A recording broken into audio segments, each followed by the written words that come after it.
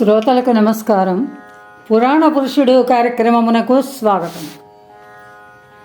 వ్రజగ్రామము నుండి జనసమూహము బారులు తీర్చి చెరువుగట్టు మీదుగా బాటను సమీపించి ఆలయము వైపునకు నడిచారు. అందు పురుషులు కావడులలో పాలబిందెలు, గుమ్మడి పండ్లు, అరటిగెలలు మున్నగు వస్తు సంపదను మోసుకొని వస్తున్నారు. స్త్రీలు బాలబాలికలు తమ్మి పూలను, కలువ పూలను కట్టలు కట్టి తలలపై మోసుకొని నడిచి వచ్చారు. స్నానము చేయించిన బాలకృష్ణుని, బలరాముని, యశోద రోహిణులు ఎత్తుకొని ఆలయమున నిలబడి కాత్యాయని దేవికి జరుగుచున్న స్నానోత్సవమును కన్నుల పండుగగా తిలకించుచు ఉన్నారు. బాలకృష్ణునకు పచ్చని పట్టు వస్త్రఖండము నడుమనకు చుట్టారు. కాటుక పెట్టి కస్తూరి తిలకము తీర్చి బుగ్గను చుక్కబెట్టారు. మెడలో సన్నని బంగారు గొలుసుతో వ్రేలాడుచున్న పులిగోరు, సుకుమారమైన వ్రేళ్లకు సన్న పైడి ఉంగరములు, ఉంగరాల గొలుసులు అలంకరింపబడి ఉన్నాయి. కొంచెం సేపులో వ్రజపుంజము నుండి శతగోపుడు, మాధవి, రాధ నడిచి వచ్చారు. రాధ బాలకృష్ణుని ఎత్తుకొనబోగా అతడు దిగి నిలబడ్డాడు. కాత్యాయనీదేవి గర్భాలయము వైపునకు మెల్లగా నడుచు రాధ చేయి పట్టుకొని మందస్మితము చేశాడు. చిట్టెలుక పళ్ళ వంటి పలువరుస దీపకాంతులలో తడుక్కుమనింది. బాలుని తలపై తాను తెచ్చిన గుండ్రని కుళ్ళాయిని అలంకరించి రాధ కుళ్ళాయిపై నెమలి కన్ను తురాయి కుట్టింది. తెలతెలవారుచుండగా కాత్యాయనీదేవికి పుష్పమాలాలంకరణము, సుగంధ ద్రవ్యములతో షోడశోపచార పూజయు, మధుర కంఠములతో నిర్వర్తింపబడినవి. ప్రమిదలలోని నేతి దీపపు కాంతులు సూర్యకాంతులలో సన్నజాజి మొగ్గల వలె నిశ్చలములై ఆకాశము మాత్రము కనిపిస్తూ ఉంది.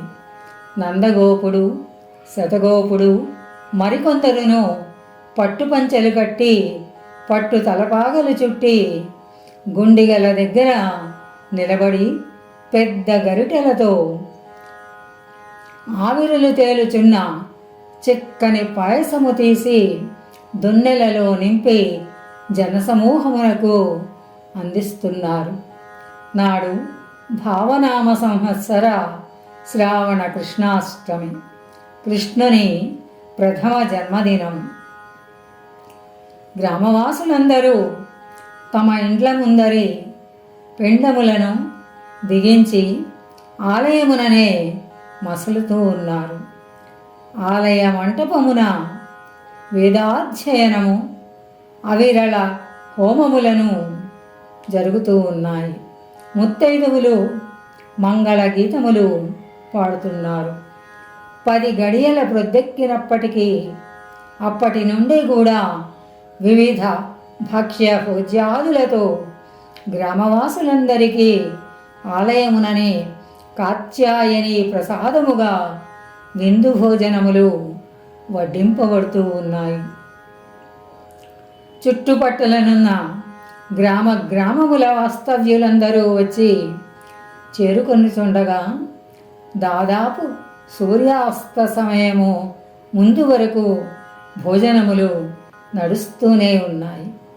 సాయంకాలమున గర్గులు అందరూ సమావేశపరిచి సూతుని పురాణ సంహితలోని కథాభాగములు గానము చేశారు. దాని సారాంశము ఇలా వివరించారు. పురాణ సంహిత అనగా పురాణ పురుషుని అవతార రహస్యమును తెలుపుగాథ. కాలకాలములయందును అధర్మమును దమించి ధర్మమును సంస్థాపించుటకై పురాణ పురుషుడు అనేక దేహములతో దిగివస్తూ ఉంటాడు. తొలుత వరాహమూర్తి అయి సృష్టి గోళములను భౌతిక లోకములను ఉద్ధరించాడు. అతని అవతారములు అనంతములు. మత్స్యమూర్తి అయి వేదములను ఉద్ధరించాడు. కూర్మమూర్తి అయి అమృత మథనమును ఆధారముగా నిలబడ్డాడు. అప్పుడే శూన్యమైన ఆకాశగోళము నుండి అనంత తారకలు సూర్యమండలములై అమృతపు చినుకులుగా వెలువడాయి. మన భూమిపై పురాణ పురుషుడు ధన్వంతరిగా దిగివచ్చి జీవులకు హృదయమనబడు అమృత కలశమును నిర్మించి తెచ్చి ఇచ్చాడు. తారకల గమనక్రమము నుండి పృథువు, ధ్రువుడు మున్నగు తేజోమూర్తులుగా ప్రత్యక్షమై భూమిని స్థిరపరిచి అందుండి ఖనిజములను, వృక్షాదులను, పశుపక్ష్యాది జంతుజాలములను పొదుగు నుండి పాలు పిండినట్లు వెలువరించాడు. ఆ వెలుగుల ప్రతినిధులుగా అతడే సూర్య చంద్ర వంశముల ప్రభువుల రూపములతో దిగివచ్చాడు. సృష్టి ధర్మములను మానవుని యందు స్థిరపరచుటకై క్రమశిక్షణమును ఏర్పరచి మనువు రూపము ధరించాడు. మానవ విద్యాలయములుగా గృహస్థ ధర్మములను స్థాపించి దాంపత్యమును శిక్షణాలయమును ఏర్పరిచాడు. పురాణ పురుషుడే పాలక పాలిత ధర్మములను నిర్మాణము చేసి ప్రభువులకు మనోధర్మములుగా స్థాపించాడు. కాలక్రమమున పరిపాలకులు ప్రజలను పీడించిన వేళలలో ప్రభుత్వ నాయకులను వేటాడి సంహరించి ధర్మ సంస్థాపనమునకై భూమిని ఋషులకు పంచిపెట్టుటకై సంఘ నాయకుని మూర్తిగా ఆయా కాలములలో అతడే దిగివస్తూ ఉన్నాడు. అట్టి విప్లవాత్మకమైన సంఘ నాయక సంస్థయే పరశురామావతారం. తత్ఫలితముగా ప్రజారంజకుడైన చక్రవర్తిగా ధర్మ నిరూపణమూర్తిగా తానే మరల దిగివస్తూ ఉన్నాడు. అది ఏ రామావతారం.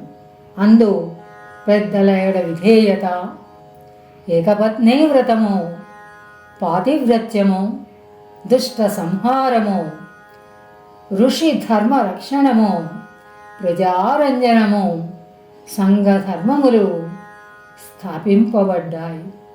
సూర్యునకు భూమికి నడుమ జరుగుచున్న దాంపత్య యజ్ఞముకు సంవత్సరమున భూమిపై పండునట్టి సస్యమును దేవతగా ఆరాధించి యజ్ఞార్థముగా స్థాపించుటకై భూమిని దున్నునట్టి అవతారముగా దిగివచ్చాడు. అతడే జనకుడు. పశుగణ సంపద ఆరాధించుట, పాడి పంటను యజ్ఞార్థముగా వృద్ధి చేసి పంచిపెట్టుట, వైశ్య ధర్మములుగా స్థాపించుటకు మరి ఒక అవతారమెత్తాడు. అతడే దేవకి అష్టమ గర్భమున దిగివచ్చిన మన బాలకృష్ణుడు. స్వస్తి సశేషం.